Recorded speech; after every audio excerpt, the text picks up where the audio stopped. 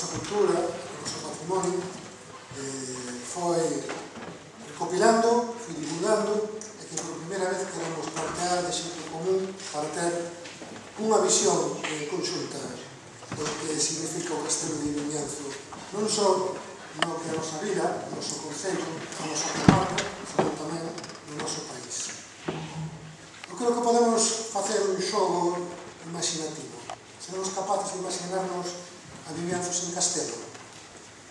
Tamén tenemos que imaginarnos a Vimianzo sen pazo, porque o pazo está íntimamente vinculado co castelo. Entón, teríamos que imaginarnos un Vimianzo prácticamente sen historia. Podía ter algo de prehistoria. Alguén podría pensar que, en realidade, Vimianzo que foi unha gran área onde de repente se empezaron a sementar casas, verdade? Pero, en realidade, iso non é certo. Vimianzo é unha vila medieval, de acordo? Non é como Betanzos, non é como Noia, non é como Corcubión, porque o que eran os aspectos máis civismes da poboación, máis da arquitectura civil foron desaparecendo, pero aí está o magnífico castelo que nos define como vila medieval, por lo tanto que nos dá unha historia ao longo de todos os séculos e que vincula ou enlaza a nosa prehistoria, os nosos castros, os nosos megalitos, coa realidade actual. Vimianzo como castelo que dá tamén lugar a un pazo ou a varios pazos, que dá lugar a que o noso Vimianzo teña un lugar na historia, e na historia de Galicia, como por exemplo como jurisdicción no seu momento. Un Vimianzo grazas a un castelo rico en patrimonio e posibilidades. Pero non nos esquezamos tamén do que pudo significar e significou no seu momento o Castelo de Vimianzo. Naquela época onde as familias dominantes utilizaban o marketing para definirse, e desde logo, se hoxe en día seguimos tendo medo logo, que pasaba naquela, non? Que os moscosos foran piores que o lobo, non? Que feito tiñan a cabeza do lobo arrancado, non? E demostrando que tiñan máis capacidade de terror, non? Por desgracia, non só en Vimianzo, senón en máis sitios, unha época de dominación e de abuso, a época medieval, a máis de moitas máis cousas, non? E en Vimianzo, como noutros puntos de Galicia tamén, unha época de esperanza, un momento determinado, os novos cambios. Aí están as revoltas irmandiñas, as primeiras revolucións europeas, verdade? En fin, hoxe o castelo xa cumple outra cousa, cumple outra función. E outra cousa cumple outra función. Hoxe, o castelo de Vimianzo, dicía moi ben Isabel Herrero antes, no acto preliminar de inauguración da exposición que temos aí que se pode contemplar, o Castelo de Vimianzo é a nosa xoia, de acordo? Un castelo que se pode visitar. Ata os raparigos, as raparigas poden dicir que estudaron todo o castelo e xogar dentro dun castelo. Un castelo onde se poden dar clases de historia, tamén clases de literatura, tamén clases de matemáticas. Tamén se pode dar clases de ciencias en xeral, e evidentemente, como non, de arquitectura. Por lo tanto, un referente patrimonial que nos define tanto o Concello de Vimianzo, que define o que é o noso escudo. Pero nos quixemos ir un poquinho máis aló. Na nova imaxe corporativa, a silueta do castelo define o Concello de Vimianzo. Unha silueta pensada para que, cando estamos nas reunións, nos dedicamos a borronar os folios de tomar apuntes, somos capaces que dibuixemos, non? Esa era a idea, popularizalo o máximo posible. É un referente de difusión de cultura. Durante o verán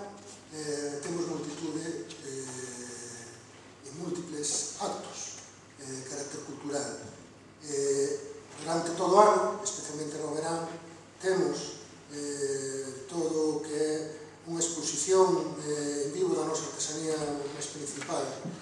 É un punto tamén de partida para outros roteiros para conocer o noso territorio, municipal ou incluso comarcal. É unha fonte de historia constante, é un reto na investigación, o comentábamos antes, a pequeniña investigación que se fixo grazas ao derrube do muro do castelo, pois do lugar a aventurar toda unha serie de líneas que nos axudan a interpretar todo o que pasou aí. E como alcalde tamén teño que facer referencia a outro aspecto fundamental e que debemos de ter en conta, que é a vertiente máis económico-social, o turismo. Para nós é o no principal na rede de estrategia turística, o Castelo de Vimianzo. Temos moitísimas máis referentes e elementos patrimoniais e turísticos, pero o castelo, digamos, é o punto de partida para o resto. Eu, cando alguén quere coñecer Vimianzo, eu digo que vai a coñecer o castelo, e a partir de aí o resto. Aproveitaremos, sobre todo, mañán para falar do futuro do castelo tamén.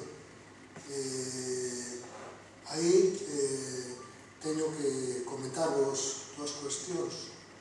Unha, o acordo coa Diputación da Coruña para que o Concello de Vimianzo teña unha estabilidade na xestión patrimonial do castelo. Até agora, o Concello de Vimianzo ven renovando ano tras ano un convenio que en algún momento, concretamente no ano 2011, cando eu asumí a alcaldía, por parte da Diputación houve un intento de cambiar o que viña sendo unha xestión anterior por parte do Concello e sacar o concurso para que levase unha empresa. Ao final, a sorte, sobre todo a sorte, pois fixo que tuveramos a oportunidade do novo goberno de demostrar que apostábamos polo patrimonio, apostábamos polo Castelo de Vimianzo e, de feito, está aí. Hoxe, na Diputación da Coruña, no pleno, se aprobou unha partida económica importante no sentido que estou falando, e que, ademais, ven a reforzar unha idea que tiñamos, e que no contexto da línea histórica o 90% de historia de Vimianzo estuvo decorrendo alrededor dun centro que era o Castelo de Vimianzo. Pensamos en que volver a facer o Castelo de Vimianzo o centro da vida. Entón, nese sentido, dende o goberno municipal promovemos unha iniciativa poñer en valor todo a contorna para ter un gran espazo axardinado, un gran espazo que complemente o resto dos valores que ten o Castelo de Vimianzo e que ao mesmo tempo que sexa un motivo, unha desculpa para todas aquelas persoas que nos veñen a visitar máis aló dos 10, 30 ou máis minutos que pasen no castelo, pois tamén disfruten da contorna e se queden un poquinho máis na vila, a ser posible. En fin, este é o primeiro simposio sobre o castelo, pero no Concello de Vimianzo, nos últimos anos, dende o noso goberno, promovemos outros 3 simposios. O primeiro foi esa dos castros, os castros. Foi un simposio moi interesante, onde a nova arqueoloxía, os novos homens e mulleres arqueólogos e arqueólogas, pois, estuveron contándonos os castros, estuvemos comentando, pois, digamos, todo o que son as novas visións. Baixa desculpa do castro que temos aquí ao carón, o castro das Barreiras. Ben, serviunos para moito ese simposio, serviunos incluso para deseñar menús castrexos. Pero o que é máis importante foi o pistoletazo de saída para poñer en valor un elemento patrimonial que tiñamos e que estaba enterrado, que supoñíamos que algo había, pero que ao final comprobamos, e aí está a excavación que se fixo este ano do castro das Barreiras, máis, e que se vai a continuar nos próximos días. Tivemos despois un simposio sobre o megalitismo. Tamén foi unha comparecencia de expertos a múltiples niveles. Foi unha tributa divulgación. Pero tamén foi un momento decisivo para cambiar unha política ao respecto das institucións, da institución municipal, sobre o megalitismo e ao mesmo tempo dos nosos vecinos e vecinas. Tivemos reunións cos propietarios dos dólmenes e das mamos. Podemos anunciar, porque se pode coñecido, que o Concello de Vimianzo, por fin, é o propietario da pedra coberta, do dolmen de pedra coberta, do famoso dolmen que tanto cariño que temos. E demais, que temos apalabrado e que nos próximos días iremos coñecendo, porque eu sigo reivindicando o patrimonio a disposición da xente, non oculto, non xeirisitas, a disposición da xente. E claro que temos moitas responsabilidades e institucións e non actuamos, pero primeiro hai que romper determinadas barreiras e entre elas o carácter privado de determinado tipo de elementos que te impiden tomar decisións. Nestes momentos, se o patrimonio público, entón a institución pode actuar. Nós imos a actuar en pedra coberta, non imos a levantar ninguna pedra, evidentemente, pero polo menos imos a quitar as árbores, ou a maioría das árbores que molestan, etc., e moitas máis cosas, por poñer un exemplo. Ben, o último simposio que tivemos non ten que ver coa historia, ten que ver coa historia, non co patrimonio. Foi sobre movimentos migratorios. Nos que somos un pobo emigrante e tamén de recepción de inmigrantes, e con todo o que está acontecendo, cos refuxiados, con todo o debate que houve, pois tamén nos serviu de moito. Primeiro, para facer a primeira reflexión en conxunto pública sobre a emigración, unha terra de emigrantes. Naquele momento dixen que estábamos moi contentos de ser nós, pero ao mesmo tempo sentíamos un pouco ruborizados de que na Costa Norte nunca se fixera tal cousa. E agora, pois, estamos neste simposio e eu sei que van a sair cousas moi importantes. Hai un camiño andado e ese camiño se vai a complementar, se vai a enriquecer moitísimo coas aportacións que aquí se van a facer. Esperamos moito deste simposio. Non pensedes que entre comillas, é un milagre de que un concello pequeno organice isto, non. Isto organizámoslo porque creemos e porque contamos con xente boa, comprometida, maravillosa, que non ten problema de desplazarse e vir aquí a contribuir a esta visión en común, a esta posta en común.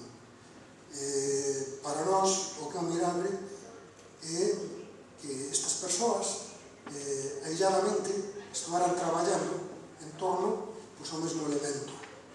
É un milagre que un castelo, un pobo pequeno, pois que tuvese unha xente tan comprometida no sentido de estudialo e de divulgalo. Como non, eu creo que tamén que o pobo de Vimianzo que pelexara por manter este castelo, pois tamén o mesmo, non? Aquí falaremos singularmente do que aconteceu esta loita por poñer o patrimonio ao servizo da xente, por exemplo, no ano 36, que foron acontecementos moi dolorosos no seu momento e que, bueno, pois faremos unha reflexión sobre eles.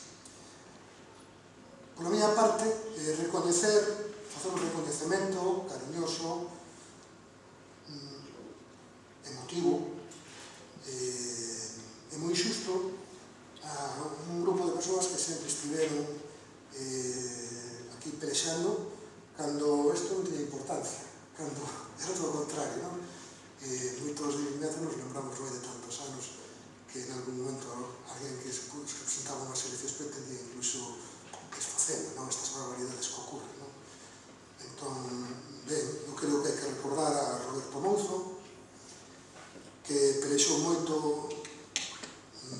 buscando moitísimo tempo que non tiña para que o castelo tivese a dimensión que tuvese a nivel de divulgación. Desgraciadamente non pode estar connosco. A Xosé María Domenech, que nos encantaría, pero bueno, pero non sei se mañá vai a vir, está convidado. Bueno, dos estudiosos máis importantes sobre que son as linaxes medievais na Costa da Morte. O mapa aí das linaxes é obra de Roberto Mouzo e máis de Xosé María Domenech. E despois os que empezaron un pouquiño a divulgar, non? Moncho Gándara, cando en algún momento foi concelleiro de Cultura xa moitísimos anos, nos anos 80, e tamén na escola e como activista cultural e político, sacando aqueles libriños sobre o castelo para que empezáramos a ter un pouco o coñecemento de nos mesmos e orgullo do noso. Como non, as asociacións juvenis, sobre todo a xente nova, a Asociación Juvenil Las Balso, a Asociación Juvenil Cherincas, a xente nova de Miñanzo, o gran colectivo de xente nova que nos fai revivir cada ano o Salto Castelo, que é, aparte de unha festa estupenda, é unha gran lección de historia. Moito reconhecimento, moito agradecemento aos ponentes que se desprazan, que veñen, que ademais participan tamén como ouvintes neste simposio. Eu vou rematando. Para min, definir o Castelo de Vimianzo así como, permitidme, un campo de forzas, no sentido físico, de forzas que poden ser da historia, da literatura, da sociedade xeral, máis da economía. A verdade é que temos unha sorte tremenda de poder ter o Castelo. Temos unha sorte tremenda de ter o Castelo. Agora queremos que o Castelo sexa de Vimianzo. Moitas grazas e pasamos a dar por inaugurado este simposio e comezar coa primeira conferencia, a conferencia inaugural de Xosé María Lema Suárez, catedrático de Xeografía e Historia de Ensino Medio, presidente do Seminario de Estudos Comarcais, prolífico investigador da historia do patrimonio comarcal, pero creo que últimamente, sobre todo, nos descubrimos unha faceta que moito depois un gran novelista que está triunfando e absolutamente coa construcción. Gracias, Xosé María.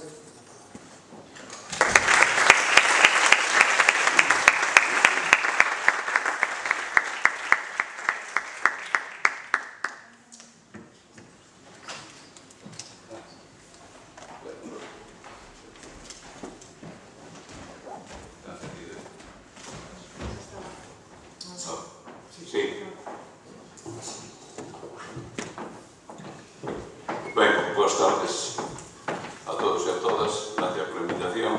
Menos mal que Manolo se pode evitar da conferencia. Ese medo que teñen algúns amigos meus de que me espalle demasiado, que conste que empezo a 6:20 e teño hasta por aí 7:20, pero esperemos que quede a cousa así. Ben, o que vou facer aquí está baseado no libro que fixemos no ano 98, o recordado Roberto Mouzo, que desde logo cada acto que facemos estamos sempre recordando. É certo, aquí está o seu irmán, é certo, estamos no mito de menos o labor que nos facía Roberto Mouzo e os aspectos investigando, dibuixando, etc. Por lo tanto, vai ser unha conferencia, sobre todo, divulgativa, para todos, e que lle sirva, pois, a maior parte da xente, que nos sirva a nós, os dos seminarios de estudos comarcais, que sempre facemos unha excursión por Europa, e ás veces vemos obrigados a preguntarlle a xente, que antes tivemos nos de Italia, preguntarlle a xente, a ver, unha cousa sobre aquela igrexa, aquela catedral, e hai que ver que nos responden, están enterados. Por lo tanto, que non sexa unha vergonza para os que somos de por aquí, que veñan tamén visitantes, e que non lles saibamos responder 4 cousas sobre o castelo, non? Por eso que pretendeu ese noso libro do ano 98 e que pretendo agora con esta conferencia de divulgación. Pasarei moitas diapositivas e comentaremos por arriba, e que nos dá unha visión do castelo desde que máis ou menos temos noticias del e da vida que se desenvolvía alrededor do castelo ata os nosos días. Este libro ni siquiera se presentou, agora que lembro, ni siquiera se presentou en Vimianzo, por unha parte,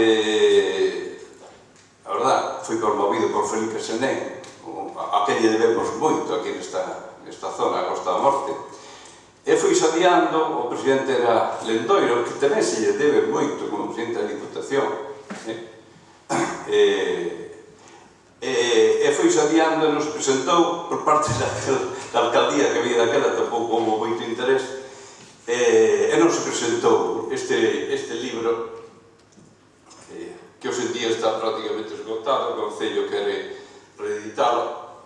A ver se o facemos rapidamente. Recollín, pois, aí que podedes ler rapidamente, pois unhas opinións autorizadas de Sora Luz Blon, catedrático da Universidade da Coruña, Fernández Fernández, que publicaron estes libros sobre a arquitectura da provincia da Coruña e que, desde logo, danlle unha opinión moi favorable a este libro que fixemos Roberto Mozo Maeseu. Excelente traballo sobre a historia medieval de Galicia, sobre distintas casas nobiliarias, que estivo relacionada a Fortaleza, e máis ainda aos tempos máis próximos, como Evaristo Martelo Paumán, etc.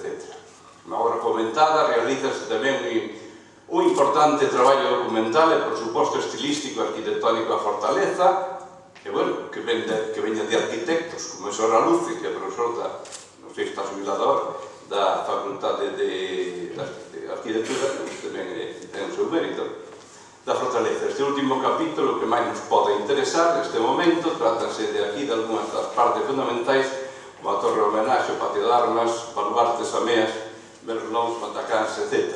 Ben, é a primeira vez que puño este en público e aproveitei o libro que está aí ao lado. A portada do libro ese corresponde aos concellos de Camariña, Mazarico, Santa Pomba, Pimianza, Zas, tamén aí as Torres do Allo que ainda non estaban restauradas. Bueno, isto é unha visión do castelo de paisaxe española, recollido tamén por Roberto Mozo, que tamén puxemos no libro. É unha perspectiva moi bonita do castelo, este castelo con un pentágono irregular, máis ou menos, que en poucos lados, estou de acordo con Manolo, o teñen, cada vez debemos revalorizalo máis. Houve unha fortaleza anterior, este non é o castelo primitivo. A fortaleza anterior data de finais do 12, supónse, finais do 12, principio do 13, e os alicerces son eses que vedes aí coas flechas que están no patio de armas do castelo, supóse que son os alicerces, as bases. Despois, cando houve o cambio, cambiouse. Dixo outra maneira. A primeiras, os Mariño de Lobeira foron os primitivos donos.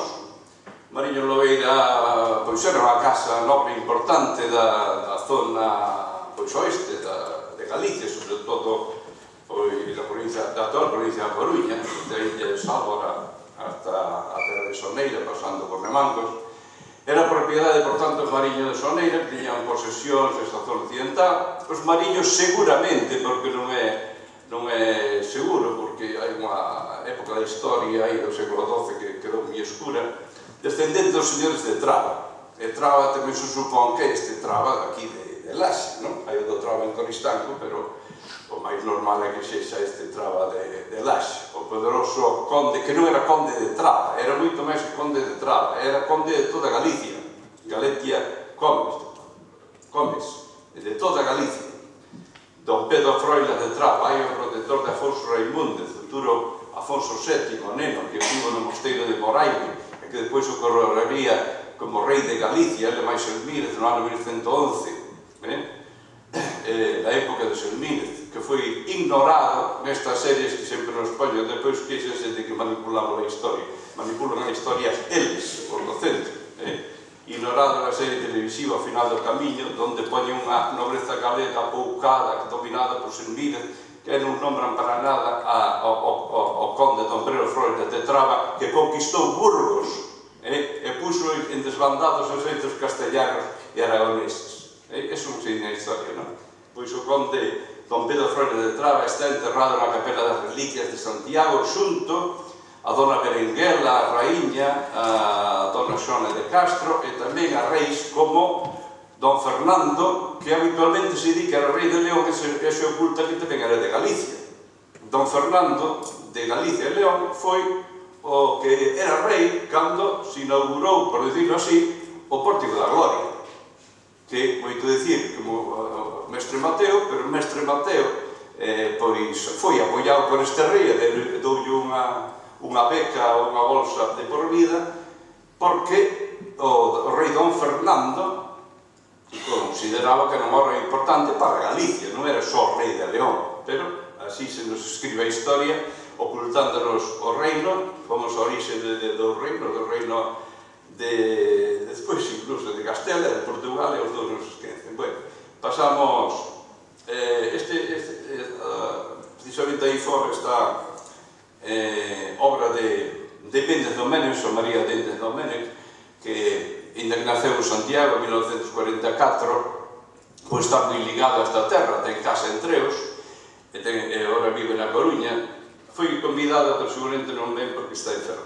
Pero é o maior investigador da fidalguía, da nobreza, destas comarcas da Costa da Morte. Sempre digo comarcas, senón porque a Costa da Morte non é unha comarca, senón comarcas de Bergantiños, Terra Soneira, Terra de Navalos, que agora chaman Fisterra, pero comarcas históricas. Bueno, ele investigou aí e fixo desde o conde don Pedro Froilaz a actualidade. Bueno, non imos pararnos nesto porque nos perdemos con estas, pero bueno, aí tendes a Méndez Doménech na súa casa de Quintáns de Treos cos seus escudos, e a persoa que máis sabe, xa digo,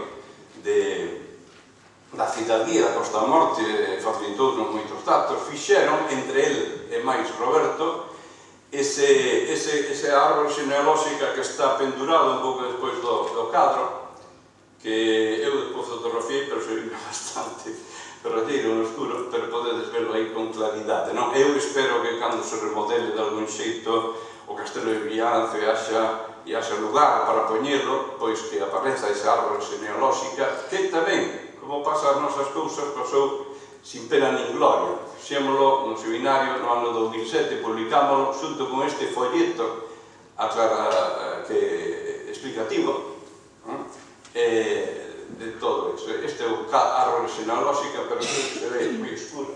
É moi escura porque fixo unha foto con meu e tengo que abrirlo así, prácticamente eu, porque non o teño marcado. Ben, é unha árbore, como vedes, con moito traballo aquí ao longo de moito tempo, a árbore genealóxica de casas nobiliarias que son de aquí, desa nosa zona. Os Trabos, Mariños, o Moscoso má ben da zona de Santiago, de Mesía, pero depois espallaronse por aquí. Aí tendes a Roberto Mouzo, Roberto poñendo sobre todo o aspecto dos ordenadores, Xosé María, pois, poñéndolle os datos. Este foi sobre o prego pos-enlace, se non foi sobre este. Bueno, aí tendes as árbores genealóxicas, os Mariño, que teñen de... Este para ambientar un pouco, os Mariño teñen de curiosidade que a serie tenante. Serie tenante é unha tenante nos escudos, é o que abarca o escudo. E os Mariño tiñan unha historia lendaria que se decía que o primitivo Mariño procedía dunha serea que chegou por mar. Bueno, non me vou explicar isto, senón pois eso, que lean Costa do Sol por ali aparece a lenda dos Mariño explicada racionalmente. Bueno, vendes aí as sereas nunha igrexa de Treos, de Xora, que é aquí a cara da serea, que as mans, e aquí o rabo da serea. Este escudo de Camariñas tamén un pouco máis menos elaborado, pero tamén, non? Bueno, pois a lenda descendió de unha serea e eso dixe no Breviario do Conde de Barcelos do norte de Portugal. E a nobreza gustaballe moito, ainda que fora mentira, pois estas lendas de onde procedían. Eso corría aquí en Inglaterra. Decían que procedían dun rei, ainda que sea de Noé, que moitos procedían de Noé, e non lles importaba. Sabedes que Noé ten por certo que descende dentro de Noé. Bueno, os mariños no século XIV, arriba tendes os reis que gobernaban daquela, e los Trastámara significa detrás do Tambre, é dicir, inicialmente era o territorio que queda do Tambre para cá. Resulta que ao final acabaron sendo as dinastías principais que despois gobernaron a península, tanto en Aragón como en Castela. Bueno, mariño emparentase cos Soga, pero un tal Ruiz Soga de Lobeira, o mariño de Lobeira, fai doazón dun lote para o seu morgado. Bueno, pai mariño fai doazón do lote para o seu morgado, xa empezan os nobres, claro, a ser o fillo maior o que leve a maior parte da herdanza, e dalle o castelo Penafiel do Monte do Pindo, hoxe en día quedan ruínas, se é que quedan, e as casas fortes de Vimianzo, a Terra Soneira e de Broño, no Val de Barcal. A freguesías de Olveira, Olveiroa, Dumbrío, Ézaro, Serantes, Baíñas, Fisterra, etc.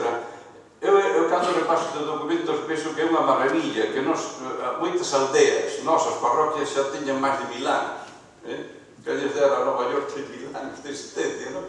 Pois as nosas teñen máis de 1000 anos, un documento aí aparecen xa o mellor no ano 1000, 1100, etc. Bueno, este Ruiso de Lobeira contrae das Correi, e ao final vai ser preso e decapitado na praza do Tapal de Noia, que é a que queda frente da igrexa de San Martiño, e os mariños caen en desgracia. E Juan García Manrique, arzobispo de Compostela, xa empezan a vir arzobispos para Compostela de fora, non galegos, notase polo apelido, Manrique sobre todo, pero tamén polo nome propio, Juan, porque estamos nunha época en que se escribía en galego, documentos, ou latín ou en galego. Arcipe compra os bens dos mariños na costa occidental e a fortaleza de Vimianzo pasa por primeira vez ao arcebispo compostelán. Os arcebispos compostelanes teñen interés polos pequenos portos do Atlántico, Fisterra, Corcubión, Muxía, ainda que non eran portos de cabotaxe, pero si eran portos de abrigo, de naufraxio, que tamén había o dereito de naufraxio, é dicir, que se naufragaba un barco, podía roubar dele e darle unha parte ao arcebispo, non? Ben, os mariños non renunciarían as súas propiedades e reclaman os castelos de Vimianzo e de Broño, visto que non se lles conceden, que eran de gracia, aceptan a compra destes bens por don Fadrique de Castro, xe de fora, conde de Trastámara e duque de Arjona. Eran os herdeiros do clán de Traba, viñan de fora, aínda que viñan por Galicia, porque aquí tiñan propiedades. E aparece no século XV os Moscoso, que non era unha familia noble, en principio. Unha familia poderosa de Terra Santiago. Estaban emparentados cos Ulloa, os do Campo, e eran benfeitores, protectores do mosteiro de San Domingos de Bonaval, onde hoxe en día está o Museo do Pobo Galego, e tamén o Panteón dos Galegos Ilustres. E ali se enterraban. Teñen as súas tumbas na Capela Maior. Esta é unha vista precisamente da Capela Maior por detrás. Aí tendes tumbas, as tumbas que están aí pois son desta poderosa familia, do Moscoso, dos do Campo, Ulloa, que se emparentan. E cada vez medran máis, no século XV. Xa, pois, inventan o seu escudo, que é unha cabeza de lobo cortada e sangrando, para poñer medo. Ben, aí tamén aparece, poñemos no libro, pois, a evolución, que custou moito tamén encontrar, incluso con especialistas, seguir a evolución da familia. Falei con Pazo de Guedarra, que é o nome que están por aquí, o conocen, que é un gran entendido tamén en nobreza medieval. E costou estes primeiros anos do século XV, pois, seguir, bueno, a partir do século XV, mellor, pero o XIV non. O século XV xa, os Moscoso eran os señores de Altamira, ainda non condes. Altamira queda en Brión, onde queda Santa Minia. e tiña no alto do monte, que agora non se ve polos eucaliptos e polos piñeiros, tiña unha fortaleza que no ano 1842 ainda era así, pero agora é así, como atendes aí na parte dereita. É dicir, ruínas. Valoremos unha vez máis o que temos aquí. En Brión, que era a casa principal dos Altamira, perderon. Moitas das pedras desta fortaleza serviron para facer a igrexa de Santa Minia de Brión, con moita devoción e tal. Pero as pedras ainda así non acabaron.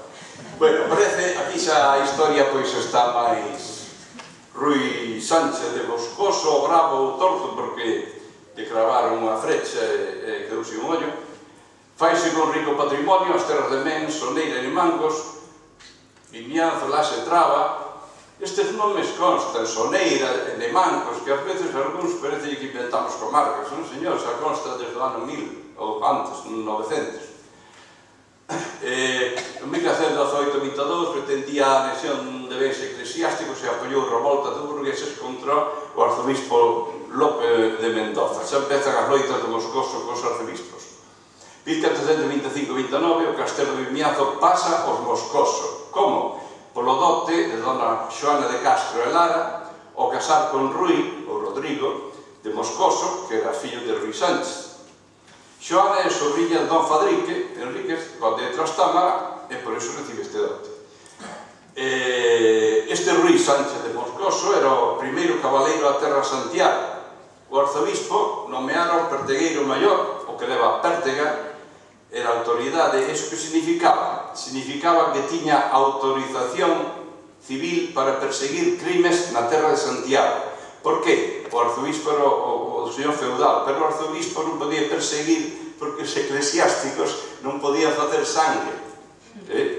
Hai un que estivestes alá no Tapiz de Bayeux, que queda aí en Normandía, aparece narra a conquista de Inglaterra. Vale a pena ir a propósito a Normandía só polo Tapiz de Bayeux. Hai xente que me está dicindo así que sí. Só por ver que é o que é en bandas deseñadas que contaba a conquista de Inglaterra por parte do duque de Normandía, Guillermo Conquistador. Pois alguén narrou en viñetas esa conquista. Todos aparecen primeiro fan un banquete, bebe villo a escalla, e despois aparece a batalla de Hastings, alá xa en Inglaterra, etc. Pero na batalla aparecen todos con espada, menos o irmán de Guillermo o Conquistador, o obispo Don Otón, que levaba unha maza. Como non podía facer sangre coa espada, arreaba coa maza, pero non perdía a batalla. Era unha diversión. Ou un tal Joan de Luxemburgo que foi a unha batalla destes medievais cego. Xa o pode figurar. Debía ser unha diversión total. Ben, pero aí tendes a terra de Santiago xa desde Xelmírez, que era o territorio que queda entre os ríos Tambre e Ulla. O norte do Tambre era do conde de Traba, chamémoslle así. Este xa do século XII permanece hasta o XV. Bueno, xa que a historia medieval, Rodrigo Moscoso sucede a Rui, sucede ao seu pai, na súa mocidade estivera en Castelo, servicio de Álvaro de Luna, que seguro que vos soa, valido de Juan II, casou con Xoana de Castro, e doña Xoana recibiu ese lote que dixemos, e xa constan estas parroquias da terra de Soneira, Borneiro incluído, que desde logo, que agora que de Virantiños, que antes fora de Soneira. Pero estamos falando da Soneira histórica. Vai o Bamiro, Salto, Vimianzo, co Castelo incluído, Cambeda, Castrelo, Serante, Serramo, e da terra de Mangos, Lires e a Pereiriña. Reforzou a alianza cos Luna, reforzaría despois, casando o seu fillo Bernal e Ans, o Bravo, con Juana de Luna, e mandou Rodrigo de Luna, arzobispo de Compostela. Pero a alianza vai durar pouco e o arzobispo vai conspirar contra os moscosos. E aquí tamén trae unha novidade, xa que ti vostedes aquí unha novidade, tamén como novidade, como aparece no libro, pois os nomes de veciños dos primeiros soneiráns de nome coñecido, de diversas 8 parroquias, nun documento que aparece no libro dos Estados de Altamira, que como vedes está escrito en galego medieval, do ano 1458, aparecen nomes de veciños de 8 parroquias da terra de Soneira, por exemplo, San Vicenzo de Vivianzo, Xoán Frei, Gonzalo Martínez, Alfonso Martís, Vasco Carballo, Xoán Vidal, Pedro de Casais, Xoán de Ben, Alfonso Mourinho, Alfonso Díaz, Xoán de Oza, hai unha zona aquí que é a Gántara de Oza, Ruiz de San Joán, Pedro da Gandra, Gonzalo de Xalla, Xoán Mancebo, mira o Mancebo xa tiña por aquí.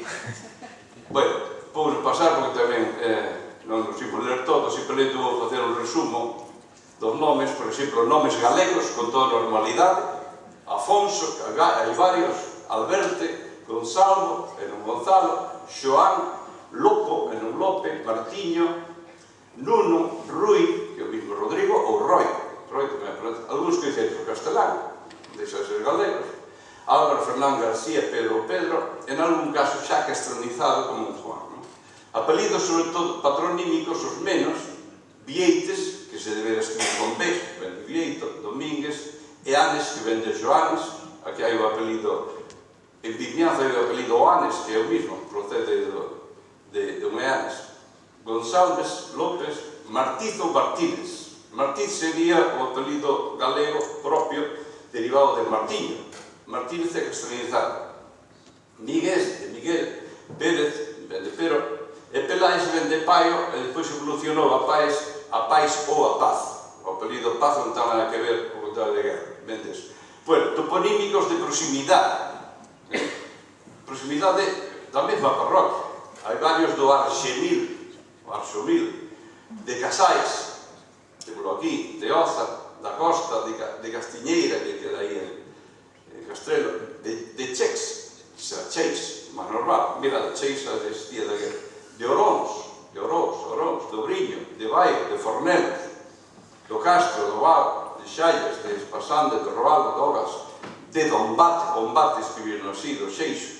É unha ortografía, lóxicamente, que ainda non estaba fixada, pero o castelán estaba igual, non pensedes que o castelán se escribiu sempre así con estas normas que lles costou hasta o século XIX, iso que fundaron a Academia no século XVIII. Bueno, nomes tamén de alcumes, como Cao ou Mozo, etc. Bueno, vou ter que apurar segundo. Outro feito foi o asalto a Corcubión, que tamén celebran os de Corcubión, García de Camaño, alcaide da fortaleza de Barreira, Martín de Cerra, vasallo do arcebispo Santiago, asaltan por mar en 1415 navíos e pinazas o lugar de Corcubión, onde se atopaba Don Sonia de Castro.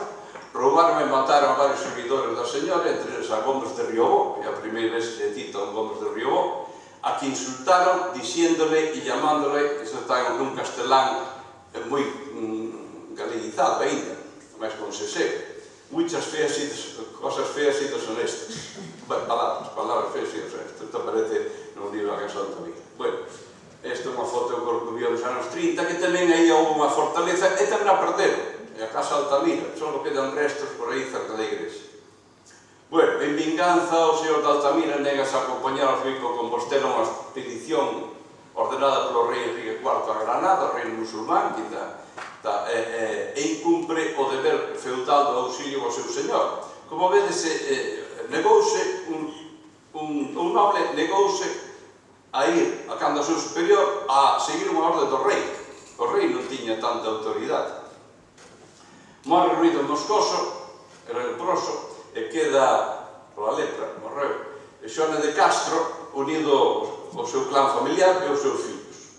Xoane de Castro presigue a loita contra o arzobispo, como di un cronista posterior, 100 anos despois, Vasco da Ponte, con máis tesón e empeño de que convenía unha dama, o machismo sabía de nós, confederación.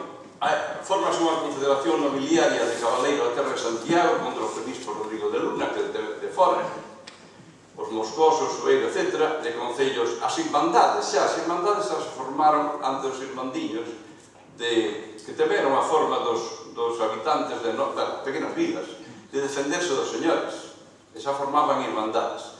Pero dalle así factura ao conde de Trastámara, que o único que quere é poñer na cadeira arcebispal ao seu fillo Luís Osorio. Rodrigo de Luna reacciona e ofrece a Bernal de Moscoso o cargo de pertegueiro maior. Este traiciona a irmandade, porque iba a casar con Juana de Luna, Bernal acepta, despois esa coalición nobiliaria vai desbandada e acaba incluso o conde de Trastámara fuxindo para Castela e acabou mesmo en Beleñá. O 1460, Enrique IV non acepta o fillo do conde de Trastámara como arzobispo de Santiago e o rei conseguirá que o Papa nomee a Alonso II de Fonseca, de Ande Sevilla, aquí aparece o sevillano, que o mellor trouxe Salouza, da que falamos antes, mozo de ampla cultura pero de escasa experiencia. O seu tío Alonso I de Fonseca ofrécese para vir temporalmente no seu lugar, Compostela, Galicia.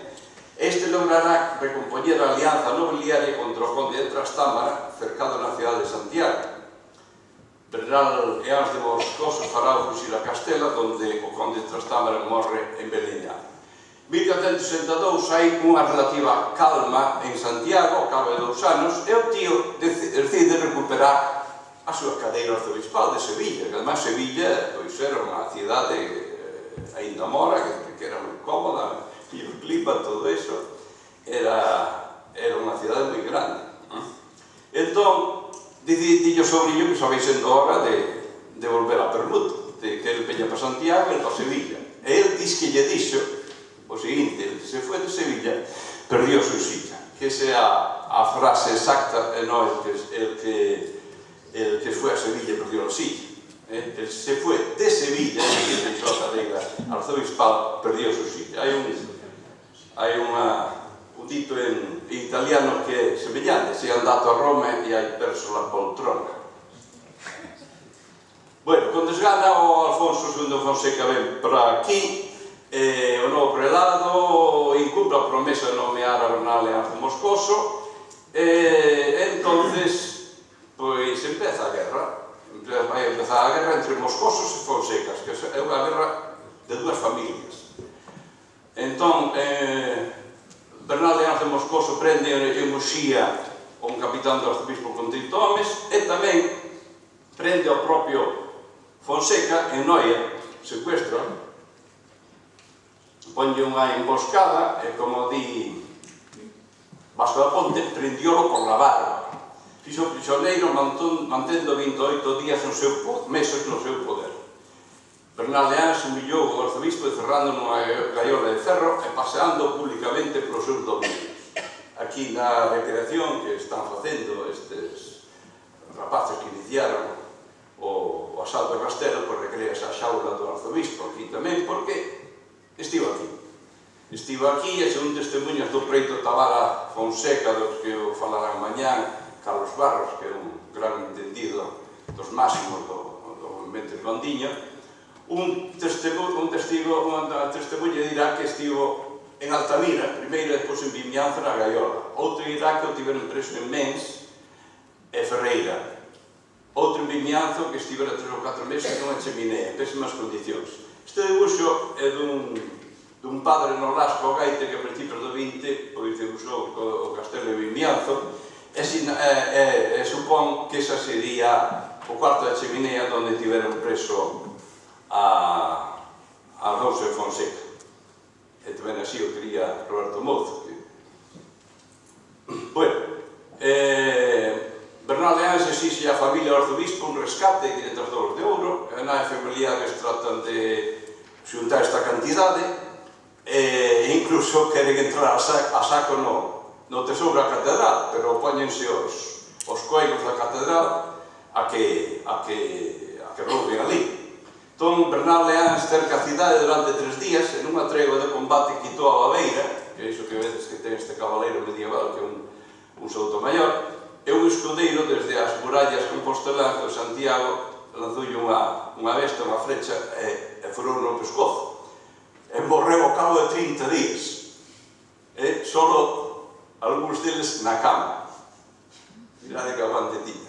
Chamábanlle Bernal Eáns o Bravo. Bueno, esta anécdota vou pasar, simplemente que viñeron uns cabaleiros da actual República Checa, estaban en loita os que sitiaban Santiago, os defensores, Estes querían ir á tumba do apóstolo, pediron permiso, e os sitiadores, os moscoscos, cederenle. Pero Catalina, que era a nai do Fonseca, negou. E ao final cedeu, sempre cando se arrodillasen, recibise unhas ostregadas por falar con un excomulgado, máis le dixo a bendición de algún cuego, permitiulles entrar na catedral. Despois estes seguirían cara a Fisterra, en Uxía. Bueno, a batalla continuou na man dúas mulleres, tamén dúas mulleres con xerio. Catalina Fonseca, nai de Alonso, e Xona de Castro. Chegouse a un acordo.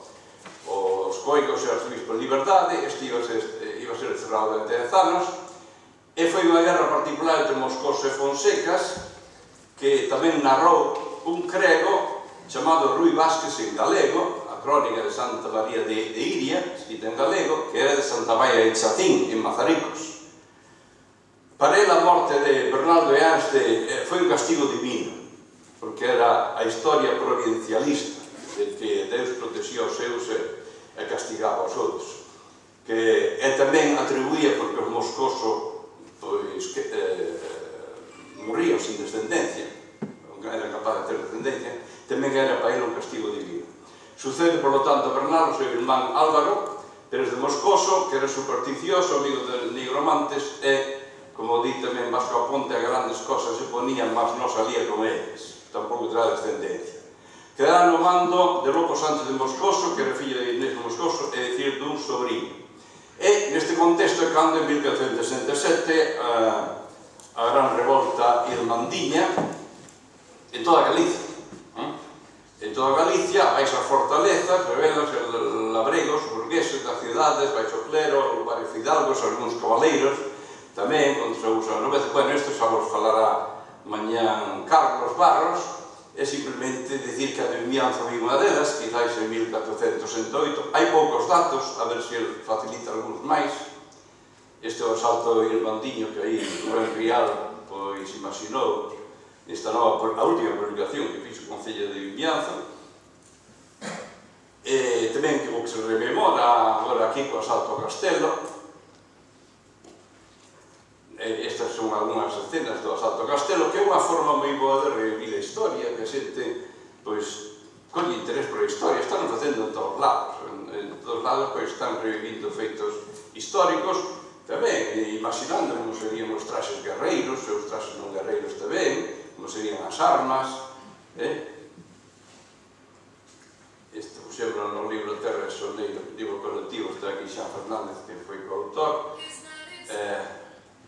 Terra e Soneiro, Corazón da Costa da Morte, no ano 2010. Bueno, ao final, os nobres recupéranse, auxiliados polos reis de Castela e Portugal, movedes as clases sociais, defendes entre sí, ainda que se levan mal, e volverán armados e derrotarán os irmandiños, os seus antigos vasalos, e obrigarános a reconstruir as fortalezas derrubadas e Vimianzo entre elas. Acudimos tamén a viñetas que narran estes feitos, que tamén son así moi ilustrativas, non? E aquí en Vimianzo, o arzobispo Alonso de Fonseca é quen se encarga de construir o castelo de Vimianzo para sí. E puxo de alcaide un mariño, recuperou as mariñas. E o mestre de obras sí que está probado que procedían do País Vasco, os peóns sí que eran galegos, seguramente os propios irmandiños que quedarán vivos, que serían obrigados, como as normal dos caídos, os vencidos, tiveron que facer as obras dos vencedores. E o edificio actual responde basicamente a esta reconstrucción. É un edificio, por lo tanto, de finais do século XV, de características do gótico final, algos apuntados, por exemplo, tamén incluso este tipo de batacáns, tipo de merlóns, así pentagonais, tamén son propios desta época. Estes son debuxos que fixo o padre Gaite, que ve ao principios do século XX existía este arco apuntado, porque o martelo Paumán fixo obras. Os martelos Paumán, desde 1870 foron os donos, e remodelaron e fixeron coupa, meteron escudos novos. Vemos aí diversas partes do castelo, pois da zona da Torre Norte, Temos aquí unha ventá rematada en arco conopial, gótico conopial, que é propio 15, finais do 15.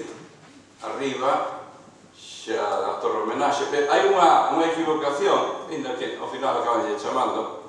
As almenas en castelán é o oco. E merlón é o que ten forma de pentágono. Regularmente a xente unha torre almenada pensa que son almenas, pois son a pedra. Pero técnicamente non.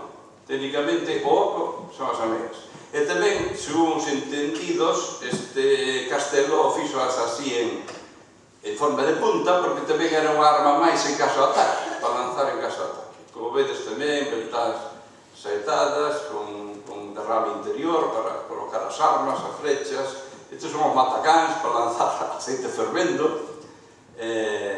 Ventás ximezadas, canzorros. Estes son dibuixos de Roberto Mouzo, tamén despois se transformaran en lugares de descanso, como son estas ventanas onde se podían sentar. Aí vemos os merlóns, os matacáns.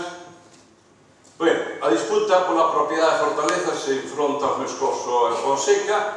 Lopo Sánchez de Moscoso, que axuda os seus escudeiros García Pérez de Costela, García Martís de Barbeira e Fernán Álvares de Carantoña, por tanto, por aquí de Carantoña, tratará de recuperar fortalezas derrocadas polo mesmo método. Entra un grupo deles de noite, reconstruir rapidamente, levan artífices, levan canteiros, reconstruir un muro para defenderse e fanse todos da fortaleza. Así fixeron coa de Altamira, que estaba en ruínas. Así fixeron co castelo de Cía, que queda no Ulla, aí cerca de Pontevedra, e co castelo de Mex.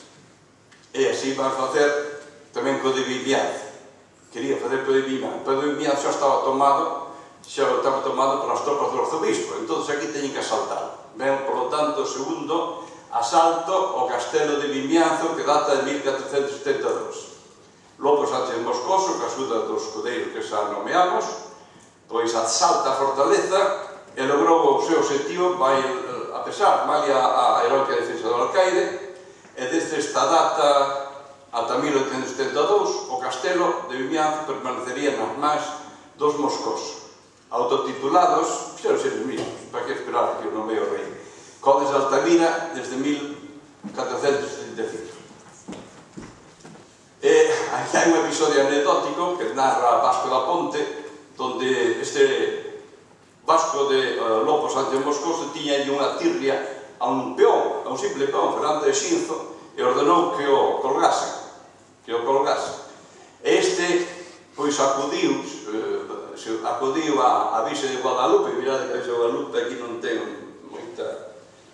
moito culto, e según el produciuse o milagre da Virxe de Guadalupe, non dou resultado ao aforcamento, pudo salir por seu propio pé e fuxiu a donde? Ao santuario da Virxe de Guadalupe, a Cáceres a dar as gracias. Isto tamén nos reproducen os do asalto ao castelo de algún ano, aí con bastante veracidade. Isto tamén sigue sendo un debuxo do... Estes son as primitivas formas do castelo, a zona máis primitiva. Estes son os escudos máis antigos. Este sería dos Castro, os rodeles dos Castro, que nos recordaría o Ostrava. Este xa sería a cabeza de lobo do Moscoso. Tamén aparece aquí unha sedezada, que supón que tamén sería dos Traba. Os Traba eran Bermudes de Traba. Este aparece nunha zona interior. Este serían marcas de canteiro recollidas por Roberto Mouzo. E aquí tamén. Estes son os dibuixos do Padre Gaite, de principio do 20. E este é un documento que tamén posaba Roberto Mouzo, e que era un investigador nato que por internet localizaba moitas cousas. Este é a fortaleza de Vimianzo en 1776. Lóxicamente non había foto, pero había dibuixantes, que se conservaba bastante ben. E a planta prácticamente a mesma. Vedes a planta actual? Este tamén é un dibuixo da de Altamira, que xa estaba deteriorada, tamén do 1776. discurso de Roberto. Bueno, esmorece, a boa estrela do conde de Altamira, logo Sánchez Moscoso empeza a decantarse polo bando. Sabedes que hai unha guerra entre Isabel a católica, irmán de Enrique IV, e a filla de Enrique IV, que empezan a chamarlle Beltraneja para desprestixiarla. Pasa igual agora aquí cos políticos que empezan a decir que este ten un título, outro non ten, etc. Entón, as cousas é verdade, non é verdade.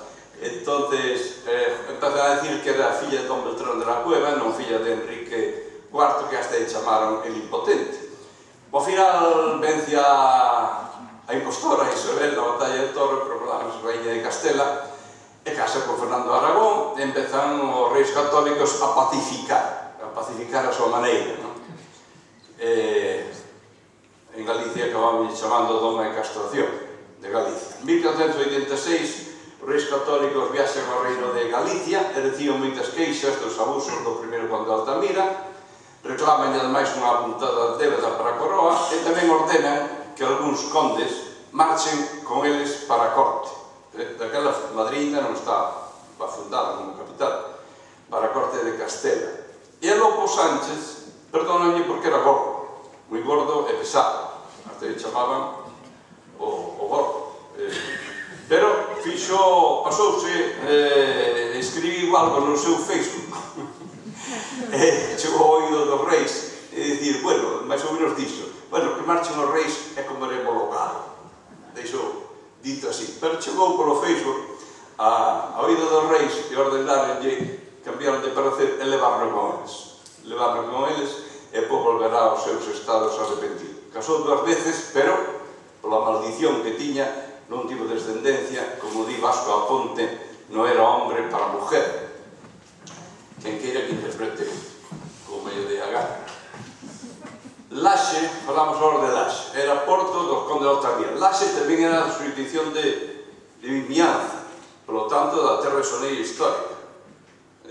Era 3 vilas, tiña a jurisdicción de Vimianzo, que era a Vila Fidalga, o Porto de Camariñas e o de Laxe. E aí vivía doña Urraca de Moscoso, tía do primeiro conde. Algúns documentos foi a condesa, pero non a condesa. Tiña un señorío en Laxe, o Porto é un hospital, e residía na Casa do Arco, que ainda permanece hoxe, moi reformada, pero... Polo seu testamento, en 1498, mandou rematar a igrexa parroquial de Santa María Atalaya, que tamén se conserva estilo gótico, ao final, que se llama de la Esperanza, e o seu testamento está en castelán xa moi deteriorado, que fose acabada con mi señora madre Mandón. Tamén ordena que se manden as 7 fanegas de trigo de facenderas que se deben en Baio, como vedes escribiu un V. Baio parece con V nesta época bastantes veces. O mosteiro de San Domingos de Santiago, e desde ali que se envía un frade a Laxe. Os veciños de Baio tiveron que soportar este foro 400 anos. Isto sí que falou, conocido por gracias a Xosé María Méndez Domènech, que seguiu este foro, que ademais despois membros antecesores da súa familia foron os que o tiveron e seguiron cobrando os veciños de Baio un foro durante 400 anos e non houve ni goberno liberal ni nada que o eliminase. Aí está a iglesia de Laxe, Atalaya, porque a Atalaya servía para ver barcos que viñan de fora, e foi revivido según Xosé María en 1901, e tamén, agora non hai tempo para aplicar o foro das facendeiras, pero que quere enterarse que acuda aí ao Concello de Zas, a sección Zas polo miúdo, e no Baio que acabamos de subilo, pois pode enterarse, que é moi interesante. Os veciños fixeron preitos no século XVI, XVII, XVIII, e sempre, claro, como os suíces, os do Tribunal Supremo, son da mesma corda, daquela tamén. Os suíces daquela eran da burguesía ou da fidalguía ou dos nobles, e sempre lle daban razón, non lle daban nunca aos veciños, está claro. Esa é a historia de sempre. É curioso. Despois, en 1901, di Domènech que en Baio houve foguetes, porque se libraran. Bueno, consecuencia da derrota en Pandiña, bueno, pois, eso, que me queda, 10 minutos, a ver. escarmentada de por vida, non? De que Calderón e Mandiña, que foron ao levantamento xeral en toda Galicia, que se puseron de acordo clandestinamente, e houve un levantamento, derribaron 150 fortalezas, e que foi a primeira das revolucións que houve sociais de toda a Europa continental. Iso foi moito. Que tamén a historia de España, unha rebelión en Galicia, sí, está llamando a atención, non? Igual, estaban de festa, hicieron a queimada al final. É así.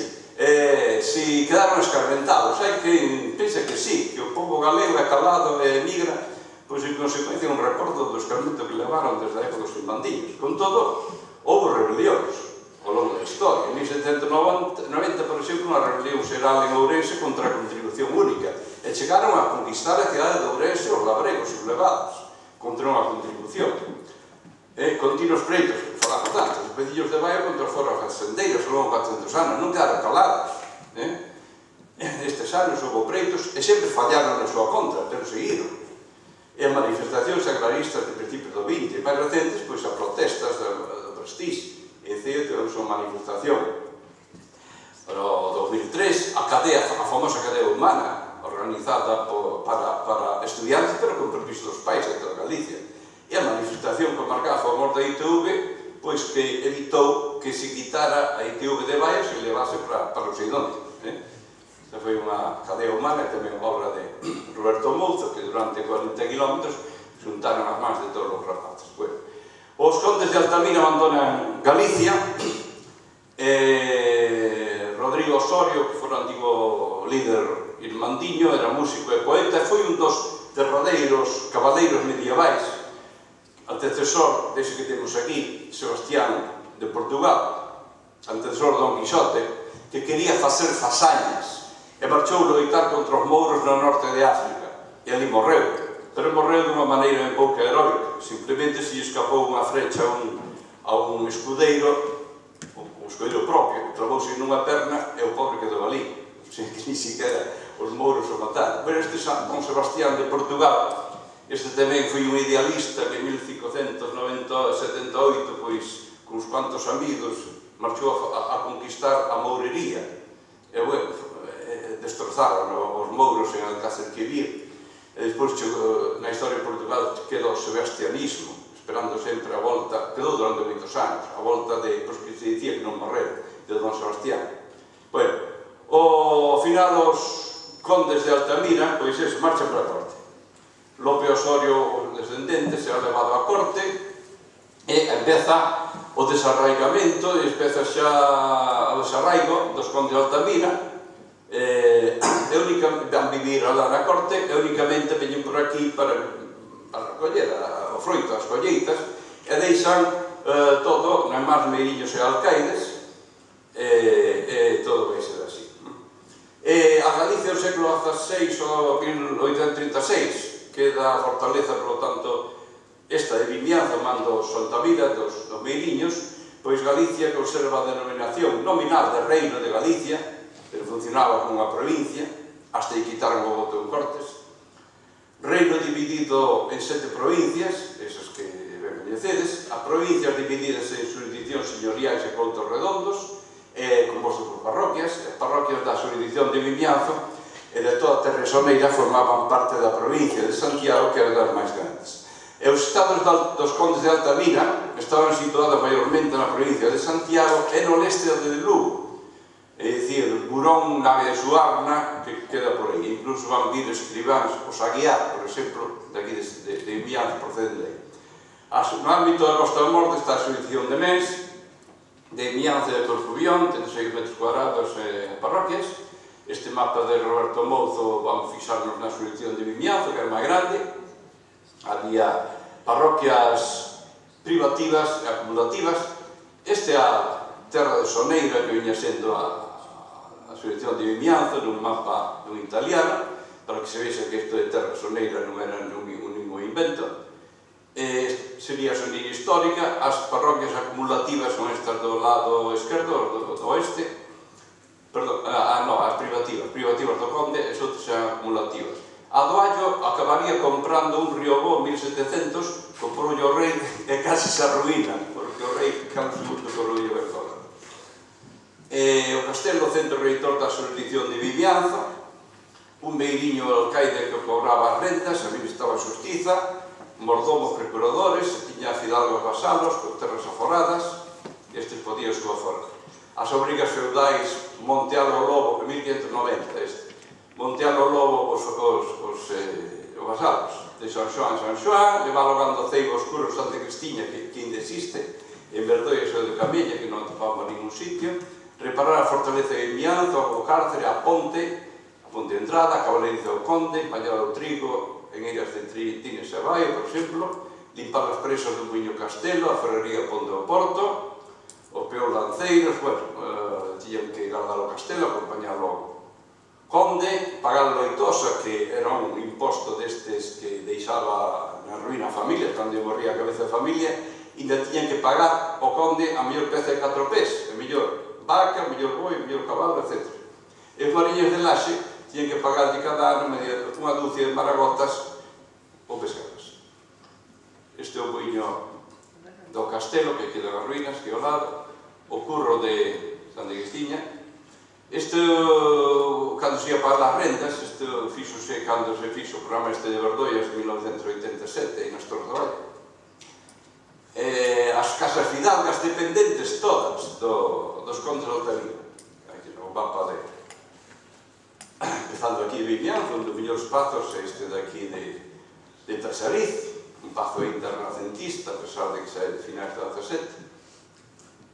Este xa é posterior, o de Trasouteiro coa capela da Concepción de Trasouteiro, dos Aguiar e Camaño. Estes Aguiar e Camaño proceden de Lugo, de Burún.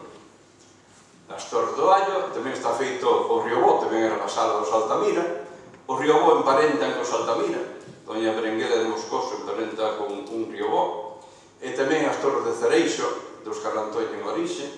De 27 casas fidalgas, di Méndez Domènech, un total de 53, relacionadas con Moscoso, o 51%. E entende, non se ve moi ben, pero é todas as casas relacionadas con Moscoso a través do Castelo de Vimianzo. E estas son tamén un feito por Roberto e por Méndez, como casaban nobles con nobles, pois os casamentos que se facían entre os fidalgos das terras de Soneira, Nemancos e Bergantiños. Neste caso non había endogamia, neste caso casaba cada quen co seu igual. Eso dos casamentos de nobles con plebeos, máis que existen nas novelas, como a Costa del Sol, por exemplo. Pero con trampa, fixo con trampa. O demais, casar e compadrar, cada quen co seu igual. Bueno, por fin, en 1970, adquirio don Ramón Martelo Núñez, que tamén era nobre fidalgo e presumía de proceder de unha familia coruñesa antiga, que depois pasou a Portugal. E o seu fillo foi Evaristo Martelo Paumán del Nero, que era do Castelo, seguramente mandou facer este escudo, que xa non é de época, que aparecen os Lara por aquí, este Evaristo Paumán, as Torres de Altamira, un dibuixo do século XIX, fotos do Castelo de Vimianzo, acompañando, depois vamos falar da poesía de Evaristo Martelo, fotos tamén antiguas do Castelo de Vimianzo, cando estaban medio ruínas. Este tamén, cando pasou por aquí a fotógrafa norteamericana Ruth Matilda Anderson, do 25-26, que falou co Marquís, como con ela, e publicaría o seu libro das provincias de Pontevedra a Coruña, lá en Nova York, en 1939. É unha foto, por lo tanto, do ano 25-26. Tamén esta do interior. Que lle conto ao Marqués que o comprara a uns parentes fora Summer Home, unha casa de verán. Que ele vivía na Coruña, no Concelleiro, na Coruña, e viña aquí pasalo verán. O castelo na época dos 30, de Camaño, bueno, despois no 36, xa non falo porque falarán mañá o suceso do 36, a expropiación esa do alcalde José Alborés, tamén contado por Luis Lamela, que tamén falará mañá. pois a represión, que ven despois, ao lado de vencedores.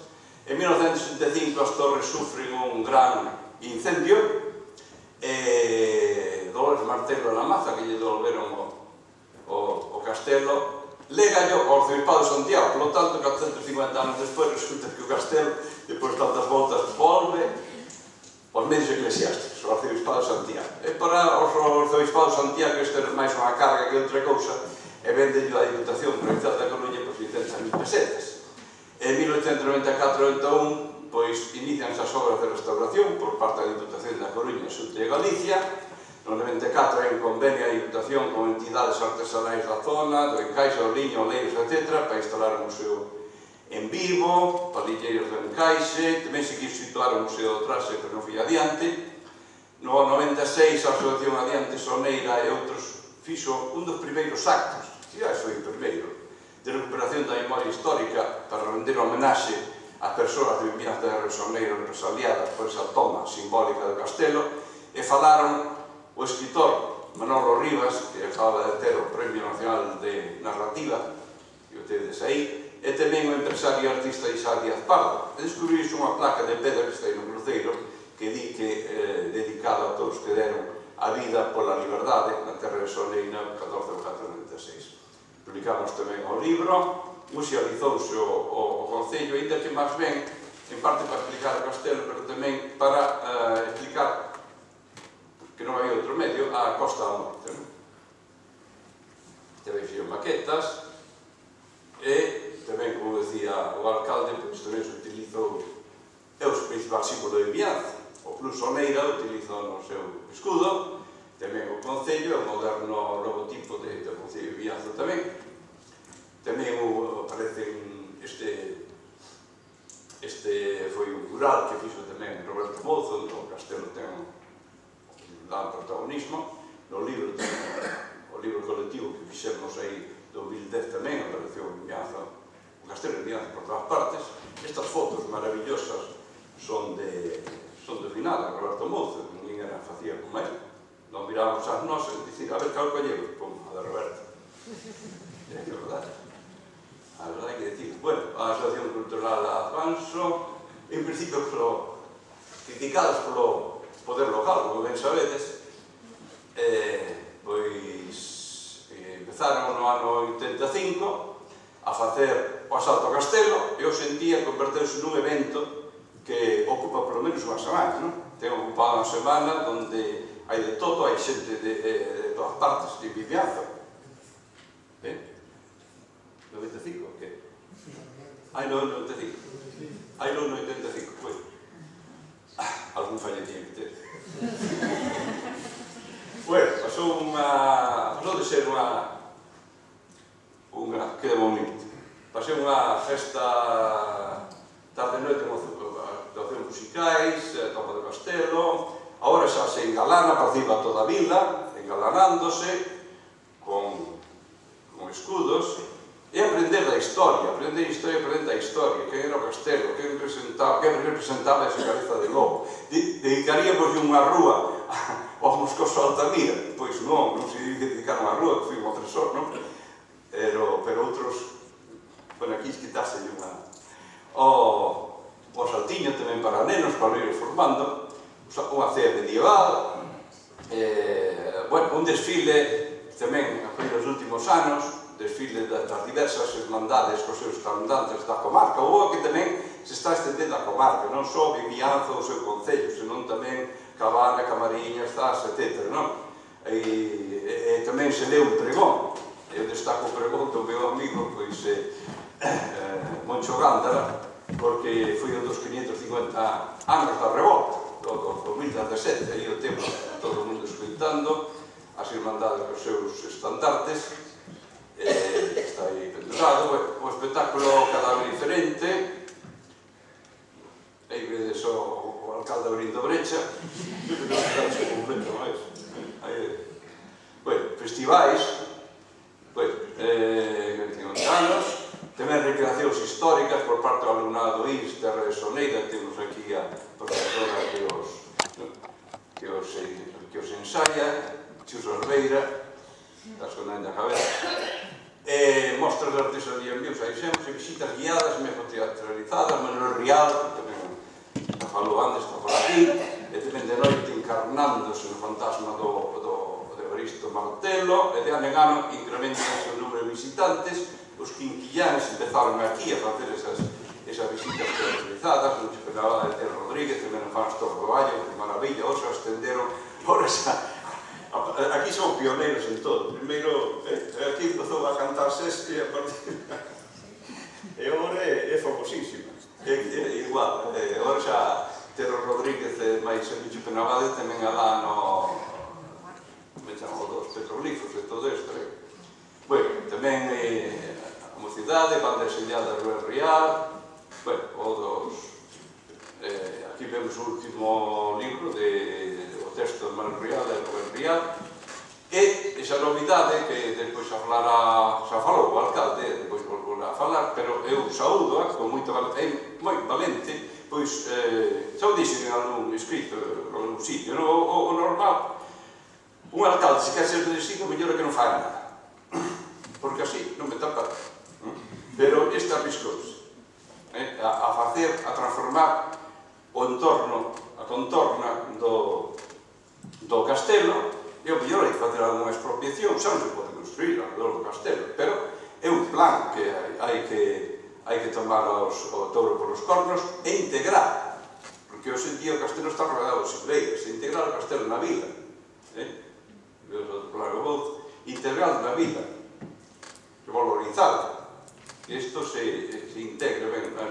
Este é o castelo de Pambre, que tamén se recuperou agora, están contentísimos en Palo de Rei, pero que non están tan contentos en Castor Rotamira en Rión, que miran con envexa cada aquí. Outras fotos do Castelo de Vimianzo, fotos de Roberto Mouza, e, bueno, pois, eso, dedicada a eles, a dúas persoas que traballaron e editaron, para que este castelo fose, por fin, o motivo de orgullo para Vimianzo. E moitas gracias e perdona que me pasou.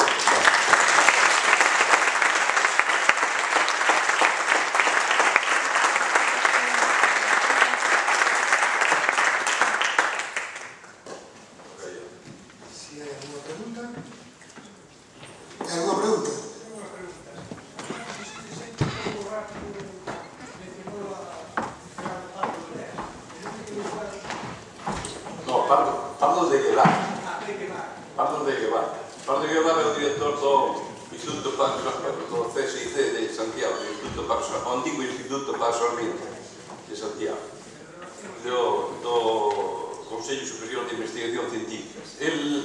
El ten un libraco sobre os condes de Lemos, por exemplo, moi entendido en historia medieval galega. Sí, nobiliario, sí. Incluso seguí descendente de Pardo, Pardo de Cera. Alguna pregunta máis? Pois esperamos un minutinho para que a Secretaría de Cultura me aclare o seu para a seguinte